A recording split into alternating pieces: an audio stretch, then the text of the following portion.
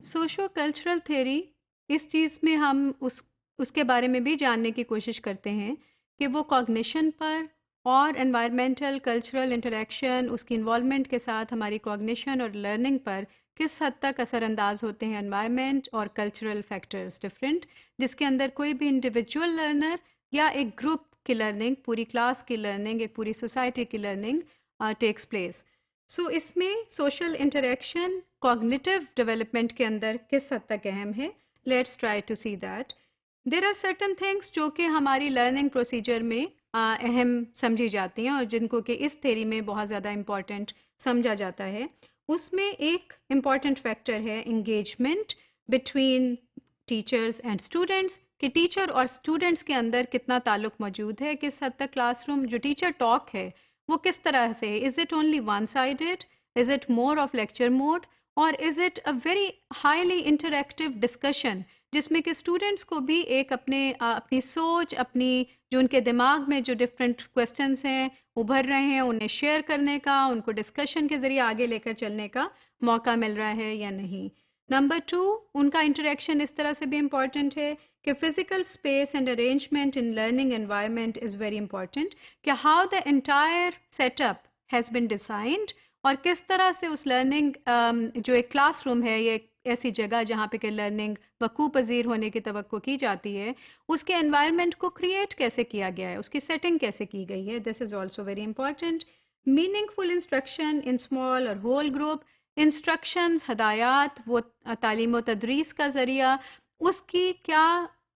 وہ کسی بھی طرح کے لحاظ سے وہ بچوں کے ایج، ان کی تھنکنگ، ان لرنرز کے جو آپ کے سامنے بیٹھے ہیں ان کے مطابقت، ان کی ذہنی ہم آہنگی کے ساتھ اس کو ذہن میں رکھ کر وہ بنایا گیا ہے یا نہیں، وہ انسٹرکشنز اس طرح سے دی جا رہی ہیں یا نہیں، جو کہ اسمال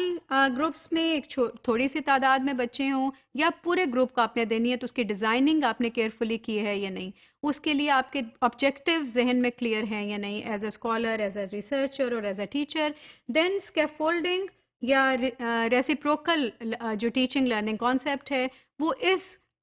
تھیری کا، سوشو کلچرل کا اور وائگوسکی کے کام میں بہت نمایاں ابھرا اور اس کو آج کی کلاس روم میں بھی بہت زیادہ سراہا جاتا ہے. اسکیفولڈنگ میں آپ step by step incremental approach کے ساتھ ڈفرینٹ بچوں کو ڈفرینٹ طرح کی سپورٹ سسٹم میڈیٹڈ لرننگ کے طور پہ، میڈیٹڈ ایکٹیویٹی کے طور پہ اس کے ڈفرینٹ لیولز کے ساتھ آپ دیتے ہیں. کسی ایک بچے کو بہت ان ڈیپتھ بالکل بیسک لیول کے ساتھ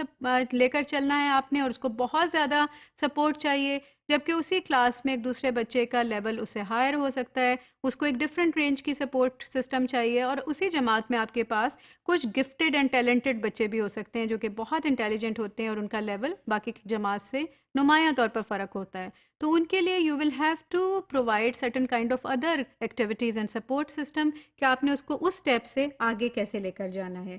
سو this is a very important aspect. Reciprocal کے ذریعے بھی آپ بچوں کو موقع دیتے ہیں کہ وہ اپنے ایک اساتذہ کا رول اپنائیں اور کویسچن آنسرز گروپ ورک کی صورت میں کر کے ایک دوسرے کے لیے وہ پیئر لرننگ کا انوائرمنٹ کریٹ کریں.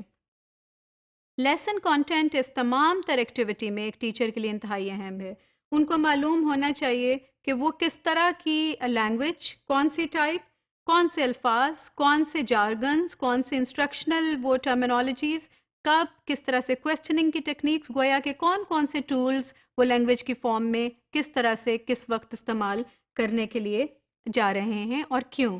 پھر انہیں ٹیکنالوجی، ہینڈز آن ایکٹیویٹی یا اور بھی طرح کی جتنی ان کو سپورٹ سسٹم اور جو ان کی ڈفرینٹ ریسورسز ہیں ان کے بھی ان کے ذہن میں کلیئر ایک پتہ ہونا چاہیے کہ ہم اگر یہ استعمال کر رہے ہیں تو اس کا ہمارا مقصد کیا ہے، یہ کون سے آبجیکٹو کے ساتھ لنکڈ ہوگا یا نہیں. دین کلاس روم کی اوور آل سیٹنگ، وہ کیا کلسٹرز کی فارم میں آپ نے اسٹوڈنٹس کا ڈیسک ارینج کرنا ہے جس میں کہ آپ کے اسٹوڈنٹس کلسٹر کی طرح سے بیٹھے ہیں، سارے بڑے گروپس کی صورت میں بیٹھے ہیں، یا پھر آپ ان کو اسمالر گروپس میں بھی بٹھا سکتے ہیں اور وہاں سے آپ ڈسکشن کی فارم میں بچوں کی ڈفرینٹ ایکٹیویٹیز کرا سکتے ہیں، ان کو فیڈ بیک دے سکتے ہیں. تو گویا ہر طرح کی ایکٹیویٹیز میں، ہر طرح کی ڈفرینٹ سیٹنگ میں آپ کے ذہن میں ایک کلیئر پکچر اور سوچ ہونی چاہیے کہ آپ کیا کرنا چاہتے ہیں. اسمال گروپ میں آپ انڈیویجولائزڈ اٹینشن دے سکتے ہیں، فیڈ بیک اینڈ ایویلیویشن کر سکتے ہیں. ہول کلاس ڈسکشن کا ایک اپنا فائدہ ہے جس میں کہ آپ سمنگ اپ ایکٹیویٹیز ویٹنگ کرنا کسی بھی پوائنٹ کے لیے، اوور آل اوپینین دیکھنا، اور ایک کلچرل آپ نے ایک تحقیق کرنی ہے کہ کیا پوری کلاس کی وہی سوچ ہے یا علیحدہ علیحدہ سمتوں میں سب لوگ جا رہے ہیں. یہ دونوں طرح کی سیٹنگز انتہائی یوزفل ہیں.